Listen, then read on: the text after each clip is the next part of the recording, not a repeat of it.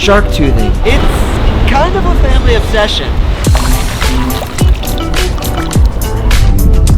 There's one. No way. What? That's a great white tooth.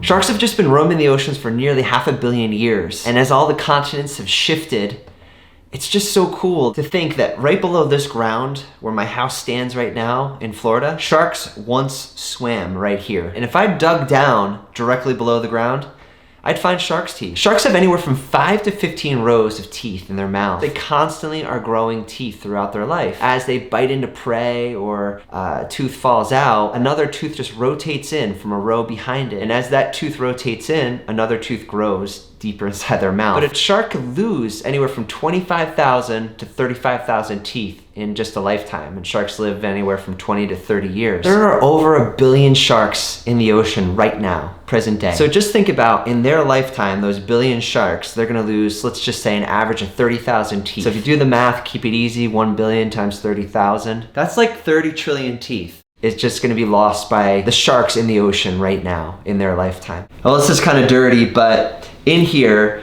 is our family collection of teeth that we found on the beach since we moved here about 5 years ago. And the prized tooth that we have in our collection, I'll show you, is this great white. It's actually Dana and I spotted at the exact same time. I like to say I got it first, but she would say the opposite. Huh?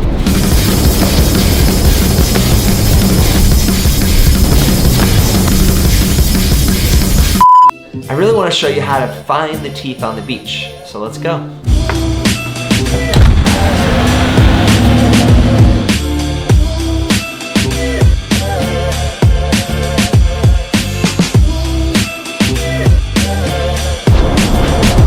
Alright, in order to find shark's teeth on the beach, there's got to be 3 conditions that allow you to find them easily. So first is the tide. The tide has to be right, and normally I like to have mid-tide going out. As the tide starts to go out, it exposes the shell beds, and that's where the shark's teeth are gonna be. 1 is the tide's gotta be right. 2, you actually have to have shell beds visible, because sometimes you come to the beach and it's just all sand. There's not really shells anywhere.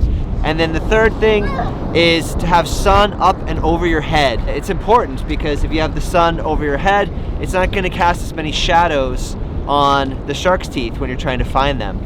Sometimes you're gonna look and you're gonna see like little black shapes that are shiny, that look like triangular black shapes. That kind of looks like a tooth, but it's definitely not. It's easy to be fooled, and I'd say it's probably 10 to 1. There's probably 10 ones that look like teeth to every one that I find. Are you serious?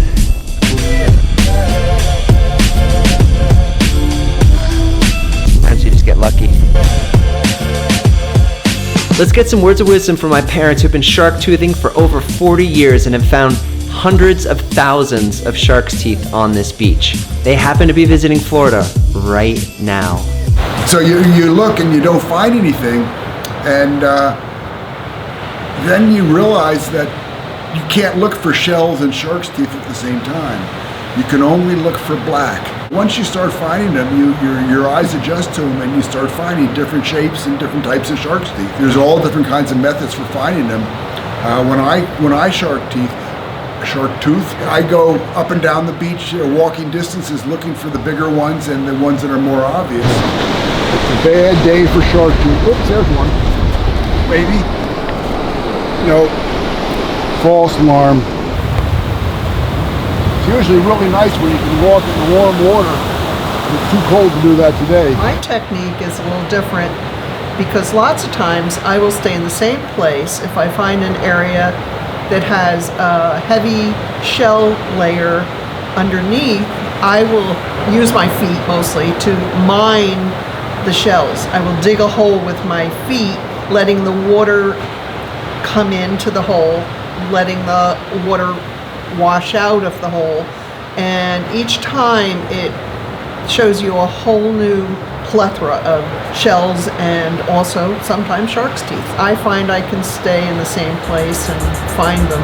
You think we were 30 when we started this? Yeah.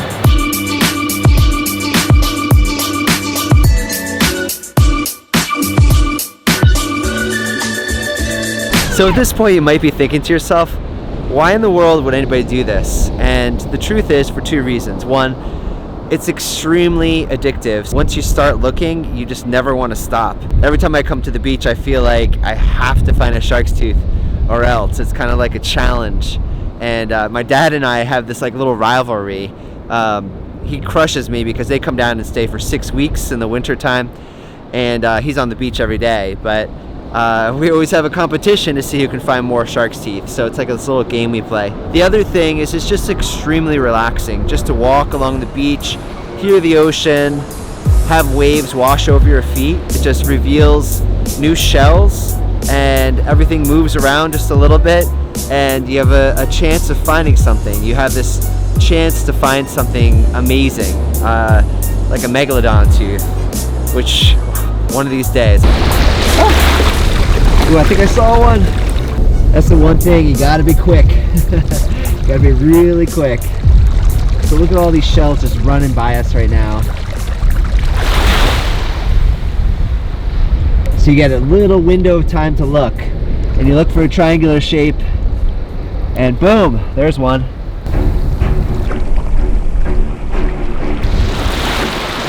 I'm thinking, is that a big tooth?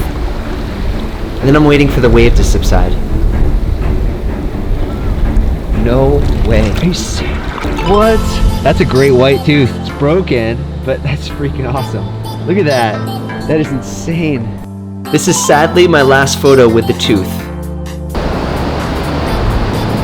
I'm searching frantically for the lost tooth, and then my camera almost gets washed away.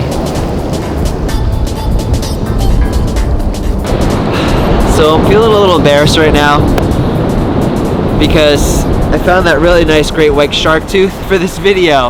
I'm like, let me just get like a little more footage of it near the water. I did like a couple of thumbnail shots with me holding it, and then I put it in the water and I was gonna do some other thumbnail shots. A big wave came along and just washed it right out. I spent like 40 minutes trying to look for it again, and I went all through, and the tide's coming in right now, so it's the frustrating part. So moral of the story is, once you found your tooth, don't put it back in the water because you are probably gonna lose it. Jeez. All right, we're back in my parents' beach rental condo, and let's see how we did today. I'd say I was probably shark toothing for about an hour, and then I lost the tooth, and after a long search, unfortunately couldn't find it. It's just a little dish that my parents have, and you can just rinse off your shark's teeth super easily. You just put them in, and then just throw them right on the paper towel so they dry off. So I am no expert by any means, but on Pinterest I found a cool little chart, and what you can do is kind of match up the shape of your shark tooth and identify the shark that it came from. So these two look like they're from a lemon shark. This one's either lemon, or according to some photos, it looks like it could be a hammerhead. This one, once again, could be a lemon, I think. This one here looks like a tiger shark to me. These two could easily be a sand tiger shark. If you've never found a fossilized shark's tooth on the beach, I highly encourage you to get out there.